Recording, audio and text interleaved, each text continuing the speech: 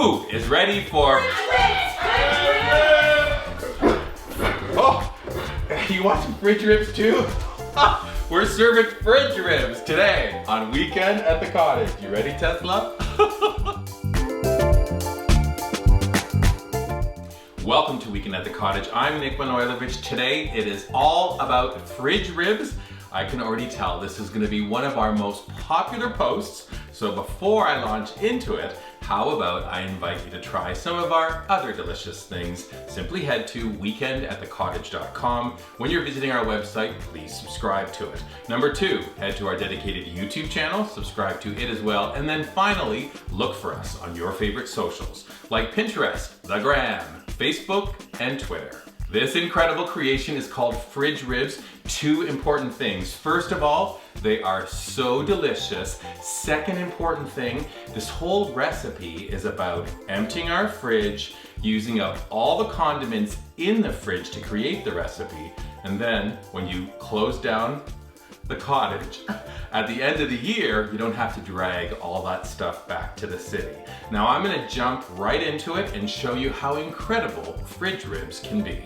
Main ingredient for the recipe, 4 racks of baby back ribs. I'm flipping them over, peeling off that silver skin. These are gonna roast kind of slow for 2 hours in a marinade, and this will help them kind of get loose and fall off the bone when you go to eat them. After removing the silver skin, I'm dividing the ribs in half. I place them into a large bowl, and then it's time to make the marinade. Each and every time you make fridge ribs will be different because you're taking all the condiments out of the fridge. You never know what goes into them. This year though is a really fantastic combination. I'm starting with some sun-dried tomatoes. I drained off the oil, add the sun-dried tomatoes into the bowl. My famous bread and butter pickles, half a jar left, drained off the liquid, the pickles go in. Drained anchovies. Those anchovies will melt down when these ribs hit the oven. I have half a jar of capers drained. Hey, which one of you friends out there left 3 pickled beans in the jar? They go in. I have a pretty spicy black bean sauce. When concocting your marinade for fridge ribs, don't limit yourself just to savory. Sweet goes in here too. Check out how about a jar of blueberry jam. The remnants of my famous orange marmalade. The last little bit of the second time I made orange marmalade. This should be interesting. How about some pickled ginger? I put a little bit of plum jam in. Don't forget the classics, ketchup, prepared mustard. I have some crazy orange stir-fry sauce. I'm adding in a steak sauce, the tail end of a jar of mayo, and then finally a hot sauce. Don't worry about that quantity. This is gonna taste fantastic when we take our immersion blender and now blend everything together. You just created your marinade for the ribs. Ribs come back into focus. I'm pouring the marinade in. My hands are washed. I'm gonna pull up my shirt sleeves and then marinate front and back with that sauce. We're gonna cover it and let them sit overnight. It is the following day. I'm taking our fridge ribs out of the fridge. We're gonna bring them to temperature for about an hour before we go to prepare them.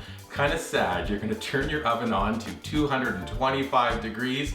It's your last day at the cottage for the season, but boy, a great meal awaits. Ready? We're gonna take our ribs, we're just gonna kind of take away the excess marinade, and we're transferring them onto foil-lined baking sheets. Now you've got that marinade left in the bowl. We're gonna transfer this into a saucepan. Very important, you need to cook that down. We're gonna be brushing the ribs with this leftover sauce. So over to stovetop, bring it to temperature, cook it for about 10 minutes, and then take it off the heat to cool. We're placing our ribs into the oven. They're gonna slowly bake for 2 hours. Your cottage is gonna smell fantastic.